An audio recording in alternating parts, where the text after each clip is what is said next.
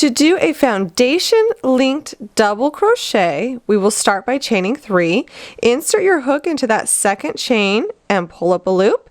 And now insert your hook into that last chain and pull up a loop.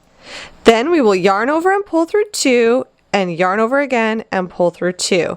So this is our first linked double crochet in this row.